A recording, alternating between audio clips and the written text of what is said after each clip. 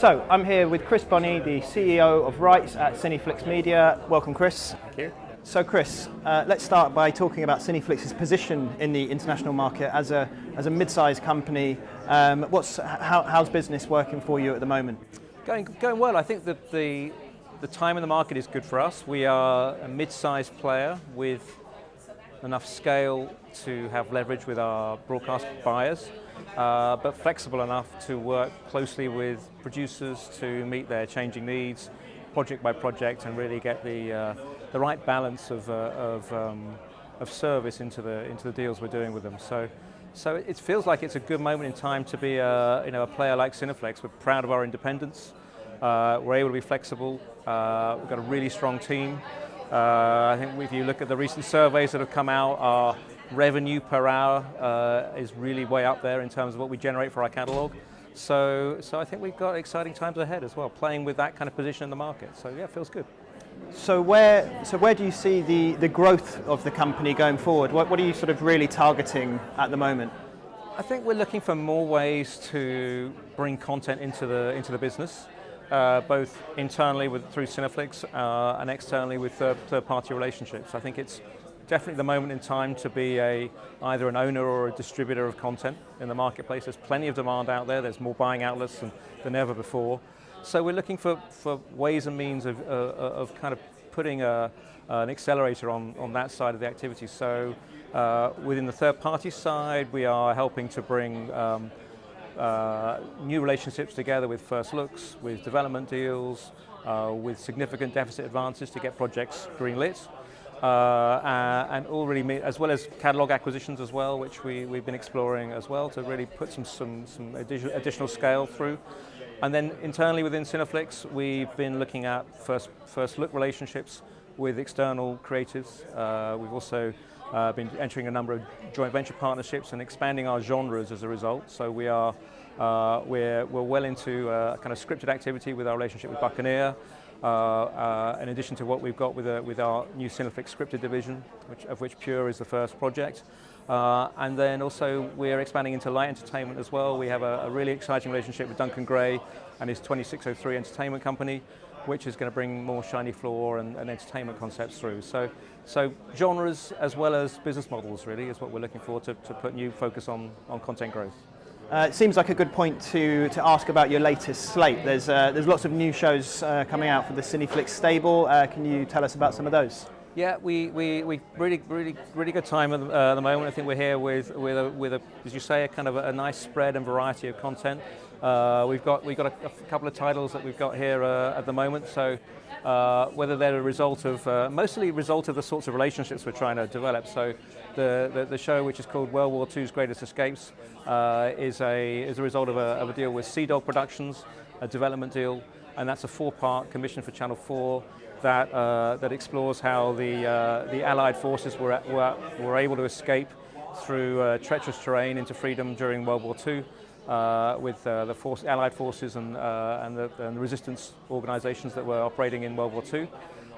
We've also got a show like Predator Pets, which comes as a result of a deal with a company called Blizzard Road in Australia, 13 hours, which really is what it says. We explores owners of really quite dangerous animals and the whys and hows that they have made those kind of commitments to these sort of animals. A co-production relationship, so another example of what we're doing between Cineflix and Windfall Films for Rocky Mountain Railroad, which explores a documentary series how we're keeping open two of the most important rail routes across Canada.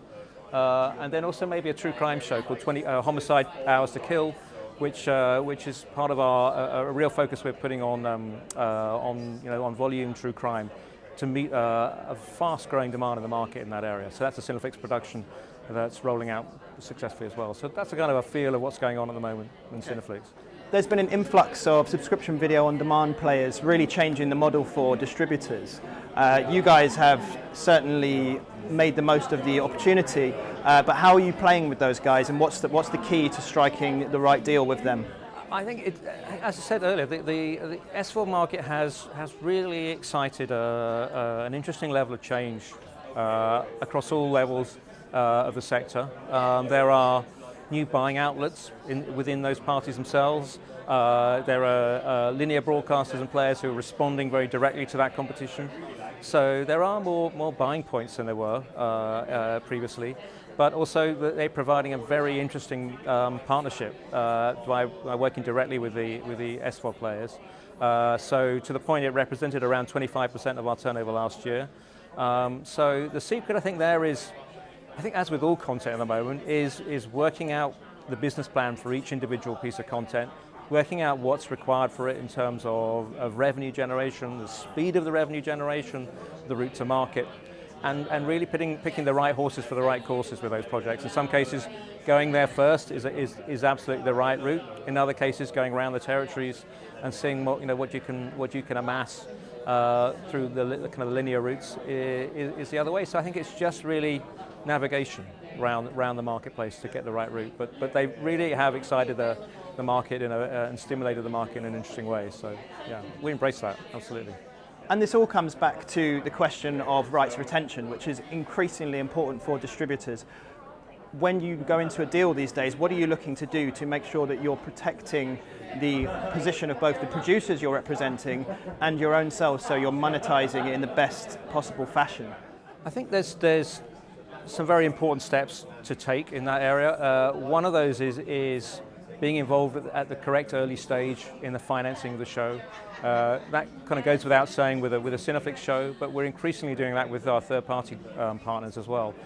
I mean, the priority is getting the right first platform for the show. That broadcaster or SVOD player has to be right for the show, and that really goes above all other requirements. But generally there are ways and means to protect rights in that situation by having other finance available to help secure kind of protection of rights.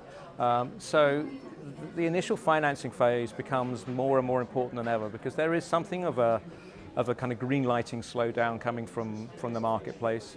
So you're having to find ways to speed that up. And doing that right to help secure rights is a key first phase. And then once the show's green lit, I think the next phase is kind of using a distributor's real expertise and probably buying power to help strike the best deals player by player. And again, taking into account what the producer needs in terms of a speed of return or a route to market to help achieve that. In some cases, we need to generate money really quickly, or to be the first mover with a concept we feel is unique.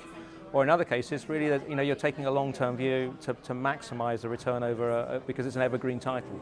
So I think it's case by case, but I think certainly the distributors have really, and definitely count Cineflix at the top of that scale, have really learned how to play the right sort of notes with with our broadcast partners to maximise those rights. So. And finally, Chris, when we look forward to the next 12 months, where do you really see the growth opportunities, and what are you looking forward to in the next year? I think we've as a group, I think we're really well poised to exploit our position of independence, and I think we do link well with our productions colleagues to try and seize on trends quickly and early. The true crime show I mentioned earlier is a good example of how we believe there's unexploited potential there. So certainly in the context of feeding our intelligence back to the producer marketplace.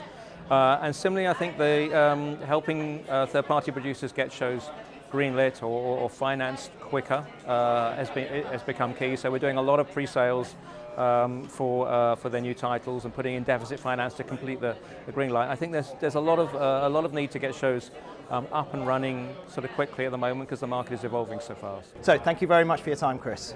Thanks.